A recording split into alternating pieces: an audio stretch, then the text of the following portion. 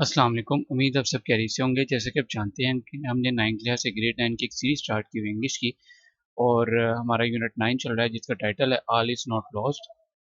यानी कि सब कुछ रायगा नहीं गया है, सब कुछ ज़ाया नहीं किया, सब कुछ ज़ाया नहीं हुआ है। एक नर्स की कहानी है ये और उसमें बताया गया है कि किस तरीके से नर्स अपने पेशेंट का ख़्याल रखने के लिए क्या कुछ करती है, किस हद तक जाती है, ठीक है? और वो अपने पेशे से कितनी मोहब्बत करती है, अपने प्रोफ़ेशन से कितनी मोहब्बत करती है, ठीक है? कि अपना जो है ना वो प्रोफ़ेशन भी अपना उस पे लगा देती है, दाँव पे, ठीक है?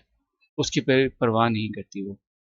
तो अपने पेशेंट के लिए लड़ती है, मतलब एक फ़ाइट करती है, एक मुक्केबाज़ी नहीं होती ठीक है?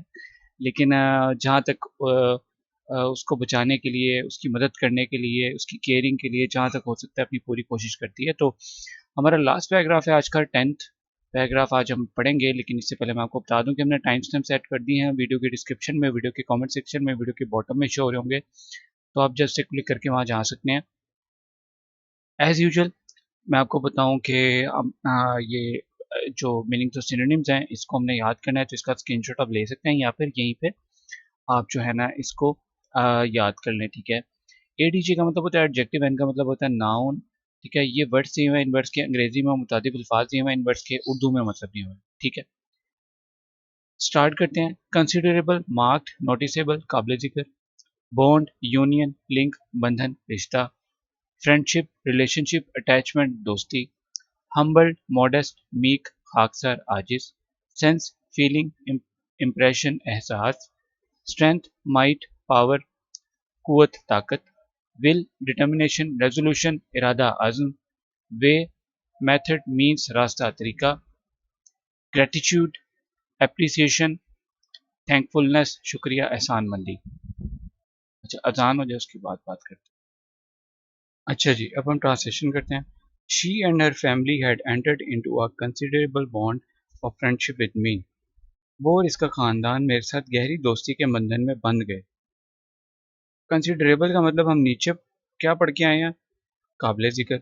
लेकिन हमने यहाँ पे क्या लिखा है, हमने गहरी, ठीक है।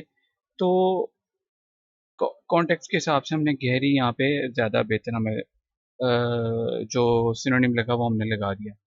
अगर काबिल ज़िक्र दोस्ती हम लिखे तो ठीक है, चल जाएगा, लेकिन गहरी दोस्ती ज़्यादा अच्छा यहाँ पे फिट बैठ रहा है, ठीक है।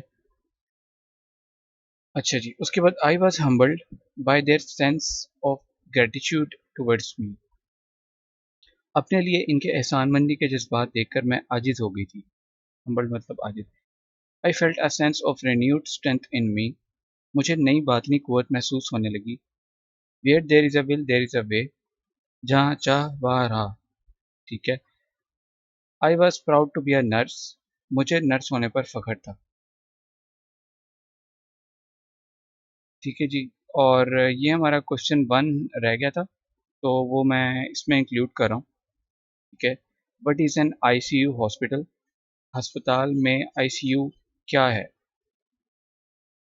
Answer, patients suffering from serious illness are kept in intensive care unit, ICU bracket में लिखा हुआ है, to look after them most carefully. शदीद बीमारी में मुब्तला मरीजों को इंतहाई एहतियात से देखभाल करने के लिए इन्हें इंतहाई निगहदाश्त के यूनिट मतलब आईसीयू में रखा जाता है।